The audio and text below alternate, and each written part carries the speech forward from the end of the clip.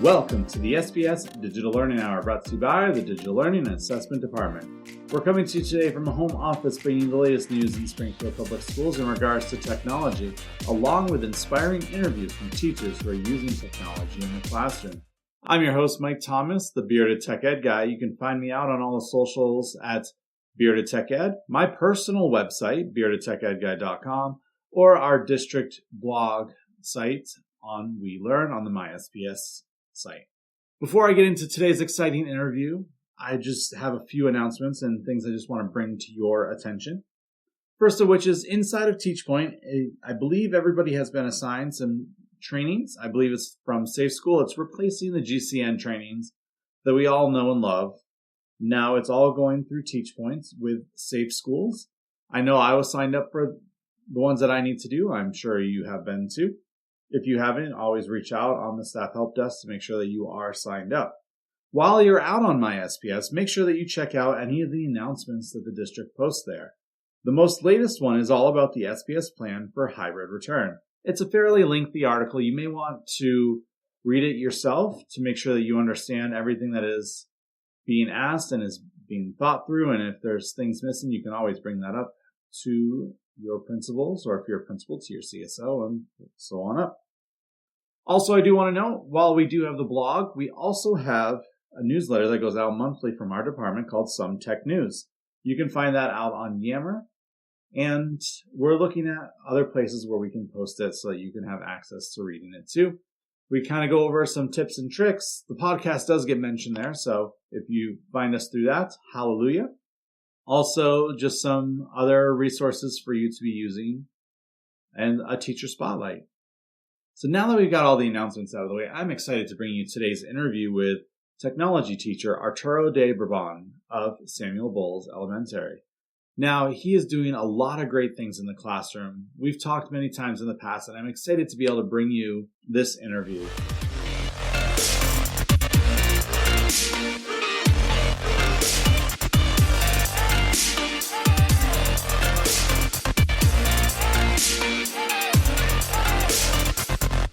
Sure. Well, it's great to be here, Mike, and thank you for extending the invitation. My name is Arturo De Bourbon. I'm the instructional technology teacher at Samuel Bowles Elementary here in Springfield. I've been teaching, I'm a career changer, so I've been teaching for about 4 or 5 years. I started my teaching in another state, in Connecticut, and progressed over here to Massachusetts. So, I'm a relatively a new teacher. I do have experience in other careers that I kind of bring with me in my integration of my teaching techniques. Awesome. So, what were those other careers? Were you like a chef, or did you have a fun career like flying a plane? Or I wish. Well, I started my career as an actor since I was young. I think I started acting because I'm from New York City. So I started I must have been 7 or 8 years old, and I would do like kind of Broadway, off-Broadway stuff, commercials, things like that.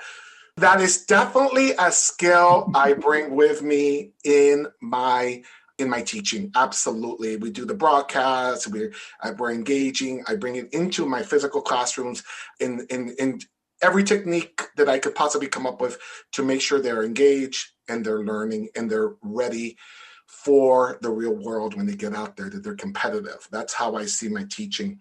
So I was an actor, and then I was a business owner. Also, I had a consulting firm in the city for a while. And after some life-altering experiences, I decided to move to Connecticut because I have friends there, and start a new career. So I went back to school, and I started in Hartford.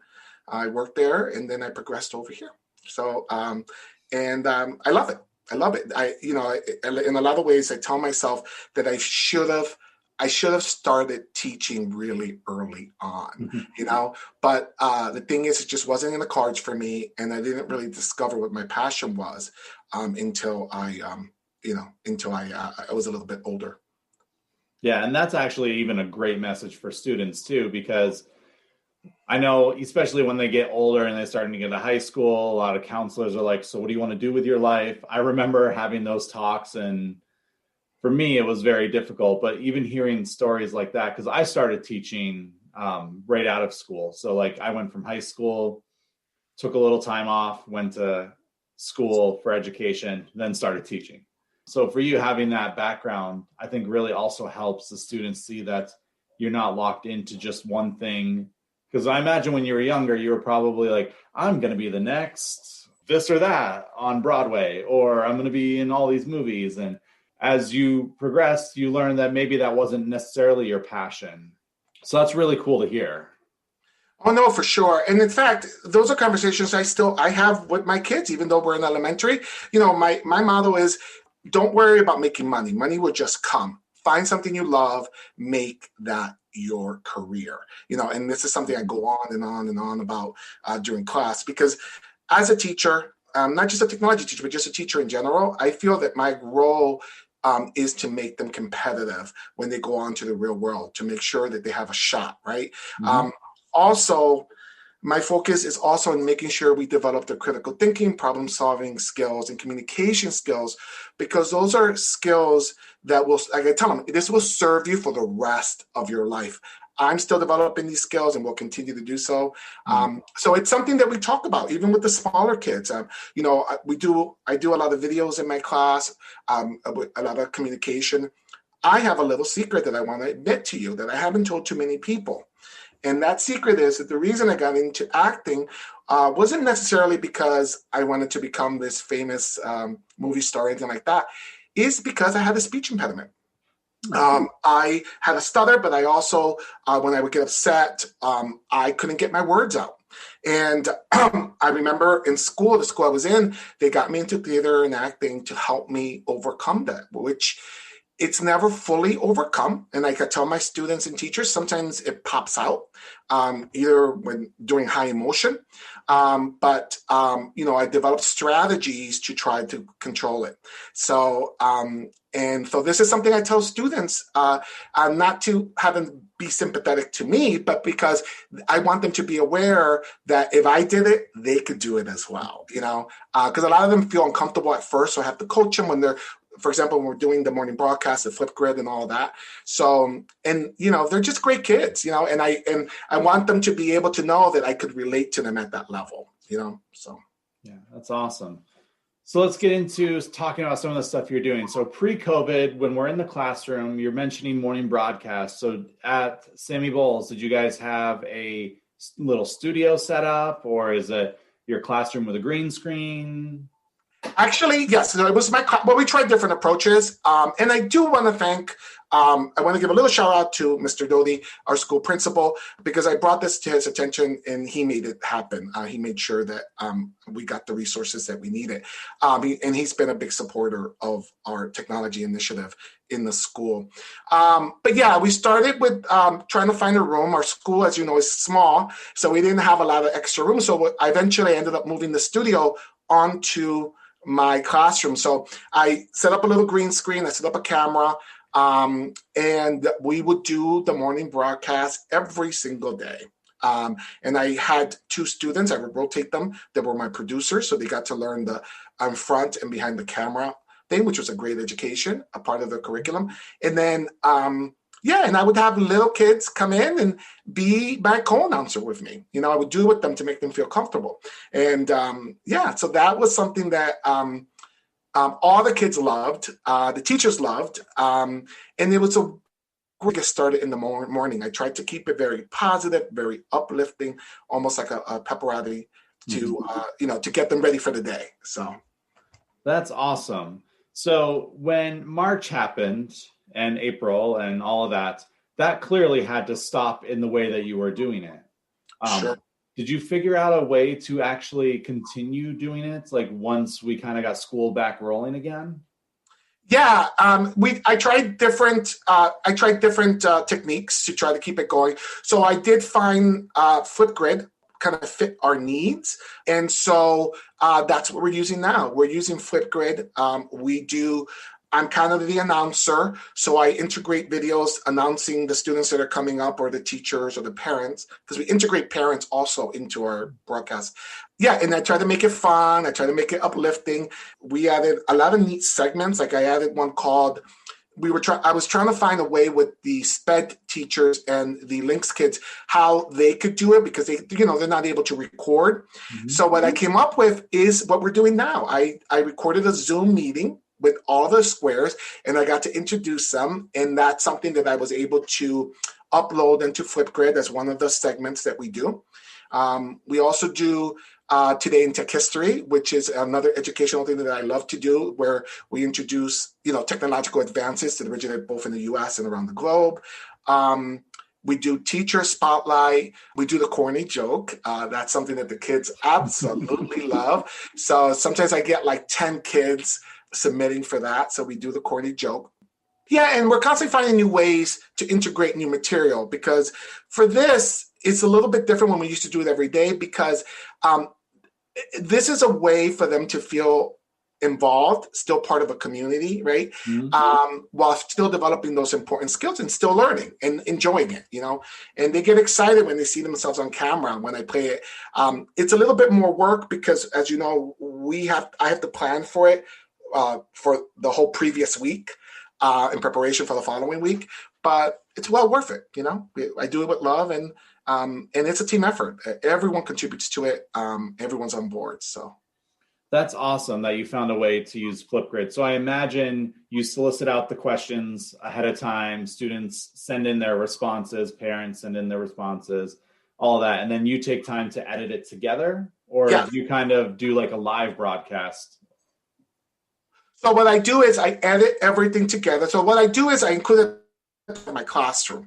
So one of their homework assignments is always to record 2 videos. Now I do that not just to have backup for the broadcast, but I do that to help them. This is all part of developing their communication skills, problem solving skills, and all of that. And so I do that. And then what I do is we have segments. So I have like links for introduction. That's the student that introduces the day. Then we have corny joke. Then we have the pledge. Oh no! After the introduction, we do the pledge. Then we do corny joke. Then we do shout out. So students or teachers, if you want to give a shout out to anyone, another student, another teacher. We have different segments. And so when they record it, what I do is I record an introduction for each one to make it look like a live broadcast. So instead of, because Flipgrid, sometimes some video, once the video finishes, another video pops up. So I try to make that seamless by doing introductions, so make it look like it's a whole broadcast. So and it gets better and better because what I do is, like I tell the kids, I do different backgrounds as I'm using now, a Palm Springs background. Hoping that we get to spring soon, but considering we're going to have like very cold temperatures. I know, but yeah. So I use different backgrounds. I also have different, what I say, costume changes, where I change my clothes to make it funny for them.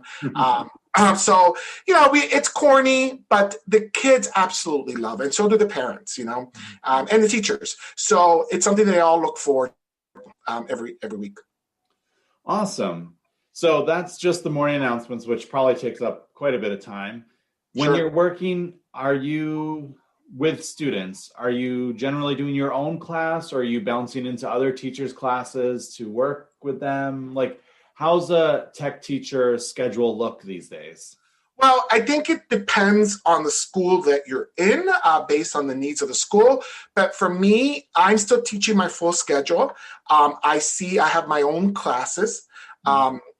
So I have, K through 5th at different times throughout the day and week. So, which I love because even though I do have a lot of tech work that I do on the side and all that, and my principal's been great at giving me time to get that done, I really love the teaching, and being there and having my own classroom and having that connection with not just the students, but the parents and the homeroom teachers. It's all collaborative effort. So I'm still teaching, and then Tuesdays and Thursdays, those are my office hours where I go into the school, I work, I fix broken computers, I reimage, I send things back, I call parents, so it's a busy week, definitely, but I love it. I love it. So when you're working with students during your class time, like they're not in front of you, so you're having to do it already over the computer. So what kind of modifications have you had to make to the curriculum that you've been delivering? Well, I haven't made too many modifications, but I have changed the way I instruct. And what I mean by that is, generally, as you know, because you're a teacher as well, you don't really change necessarily your teaching style, but you have to find different ways to be able to reach the community where, when you're in the classroom, I could walk around, I could see their faces, I could help them. Virtually is a lot more difficult. So there are certain things that I've done to help mitigate that. And one of the things that I've done is I've taught all the grades how to share their screen on Zoom and allow me to take control of their computer. This has been great, especially with the smaller kids, because when they have a question, when they have an issue, a lot of times they are not able to communicate it effectively. So I'm not there. So with this, what I can do is I could literally take control of their computer mouse and walk them through everything. And the good thing about that is that it's a great feature that not too many people know about. But the good thing about that is also that as I'm doing that, another student that might have a question or might have the same issue could kind of walk with us in the same, so they can learn that way. So that's been a great feature that I use.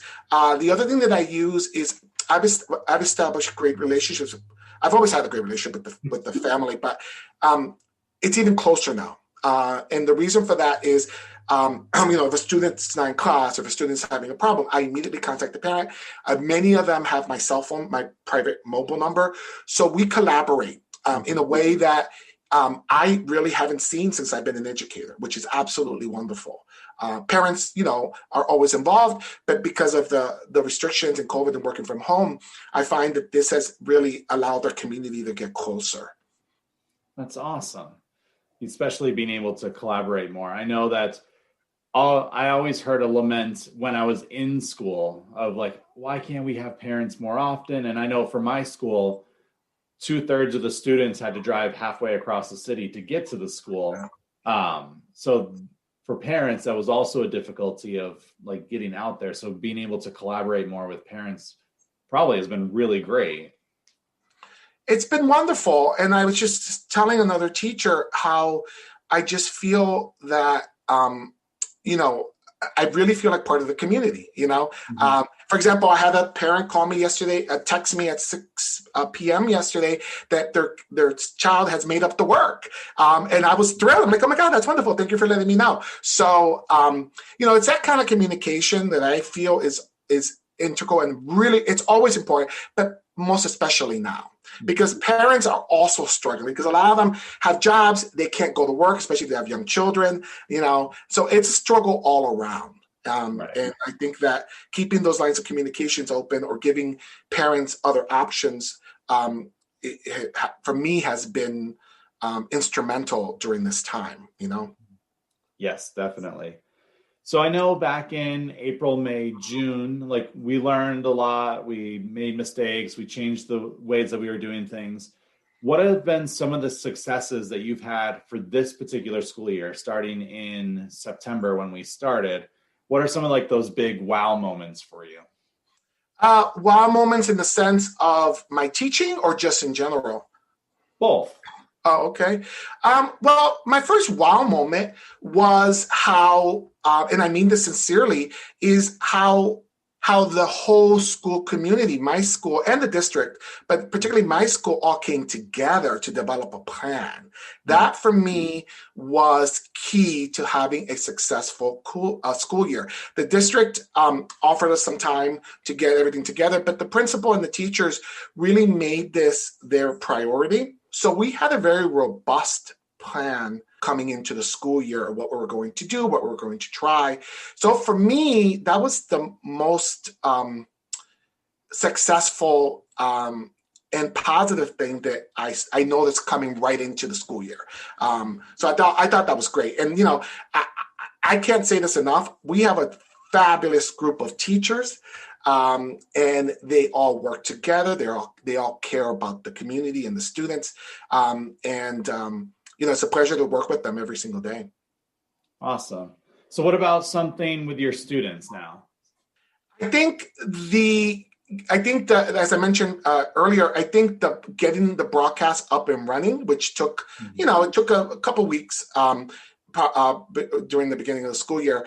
I think that's been the most amazing positive experience for me. Seeing kids who have a hard time talking or feeling shy really shine when they do this broadcast almost brings tears to my eyes, because I could see the progress, and I could see the effort too. So that, for me, it's corny, but for me, that's been the most positive thing, is to see that growth and change. And I'm lucky because I have the same students for the most part, away from K and all the way to fifth. And this coming year will be the first year where I had kids in kindergarten who are in fifth grade and are leaving. And I'm becoming kind of, sentimental about that. Because I'm like, oh my God, I remember you as little kids, and now you're in fifth grade going on to middle school. So, so for me, that's also a big positive. Wait till that happens and they're graduating high school. So I know that when I took on this job, my boss, I actually had his daughter when I was teaching fifth grade. Oh, wow. And so she graduated a couple of years ago now. And it was just like, yeah, I've been teaching long enough that a fifth grader has graduated. And I had taught prior to that too, at that point from when I had that. So then it was all in my head. It's like, oh, wow, I've helped someone make it all the way through high school. So it's pretty powerful. So even you are blessed in that you get to see the progression from kindergarten all the way up to fifth grade, which a lot of development happens during that time. Oh, absolutely. And, not to toot our own horns as educators, but, we really make a big impact on the lives of the students we come in contact with. And I know that for me, I could still name 5 teachers that I had whom were major influences in my life. Teachers that in fact, I have a teacher that I had since I was 8 years old that I'm still in contact with, that I still talk to, and who still sends me birthday cards. Wow. We've been friends all those years. So, it's an important job, and we take it very seriously, the impact that we have. And that's why building self-esteem and building trust is so important, I believe, because we do make a big impact. Even if we don't realize it, we really do. Yeah. We definitely do. So which leads me to my last question for today. And it actually kind of goes along with what you're talking about with teachers having impacts. As teachers, we put so much time and effort into our days. Our days are not the school day. It's beyond the school day. It's the weekends. So we end up spending a lot of time working. What are some things that as a teacher you're doing to take care of yourself outside of work? Because we know that is important. That helps us not burn out, and it helps us keep perspective of what we're doing in the classroom. Well, thank you for the question. You're absolutely right. We definitely have a lot on our plates, and our job is 24/7, really, right? We never stop being teachers. I'm at the grocery store. I see a lot of my students, and I don't stop being a teacher just because I'm at the grocery store. So absolutely. So what I do is been weightlifting for several years. So for me, that's a positive addiction. I love going to the gym, lifting weights, and doing cardio. I was planning on having I don't know if it's going to happen, but I was planning on joining my first amateur competition in August. So I've been kind of training for that. So that's been kind of something that I always carve out at least an hour a day for my exercise. Sometimes that entails me getting up at 5 a.m. Or sometimes that entails me staying up a little later, but I always carve out an hour. That was something that I learned early on in my career, that we needed to carve out some time for us, just to do something that we enjoy. So that's something that I do. And I just started meditating. I have a friend who learned meditation from a, believe it or not, type it, a monk. So, and he spent 6 months there. So he's been trying to teach me. And I find it interesting. It's challenging because, as you know, and especially being a New Yorker, like it's really hard to let go of distractions, right? Like just like not think. So it's something that's definitely challenging me, but I do enjoy it because I feel calmer when I attempt to do it, because I'm not perfect at it yet, and I don't think I ever will be. So those are two things that I do. I meditate and I go to the gym. Awesome. Well, thank you, Arturo, for your time today. I know that we're on Thursday, so it's a busy day, always a busy day, I guess. So thank you for carving out a little bit of time to talk with me about this great stuff that you're doing at Sammy Bowles. Well, no, but thank you. And I want to thank you and your office, Denise, and the whole team. You guys have been instrumental in helping us transition from, regular classroom into a virtual. So I appreciate all your support as well. Well, thank you for that. And we'll see you next time. Okay, bye-bye.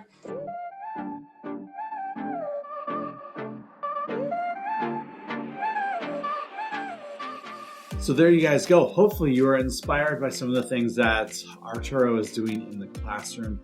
He has got great energy, as you could tell from the interview, and he's got a way with his students where it's just so exciting to see. If you've ever been curious about what morning messages could look like, and if you want to take it to the next level, he is definitely one of the guys to talk to, as in my opinion, he seems like he's mastered it. So we're super excited to point that out and share all the great things that he's doing in the classroom with his students. And hopefully you do take some of his advice and do a little exercise for yourself. I know, personally, I always feel better if I get up and go for a walk that's longer than to the fridge or the restroom in the house here. I just want to thank you again for listening. If you liked this episode, or any other episodes that you've listened to, please go out to your favorite place to listen to podcasts and leave us a rating and review. Make sure that you've subscribed to the podcast. That's one of the ways that it moves up so more people can find it. And while we do this for the Springfield Public School District, we love being able to share all the amazing things that you're doing. And there are hundreds and thousands of teachers out there who may be just looking for a little bit of inspiration, and we can also bring that to them. So of course, when you subscribe, rate, and leave a review, that's how it moves up the charts so people can find it. It's much appreciated on our part too. I'm Mike Thomas, the Bearded Tech Ed Guy, and thanks for listening.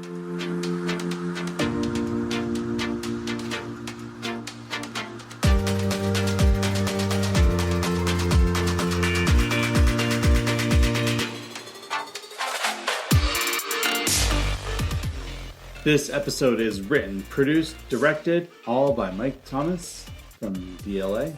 Music is provided by RYYZN. You can find them out on SoundCloud. Check our show notes for more information.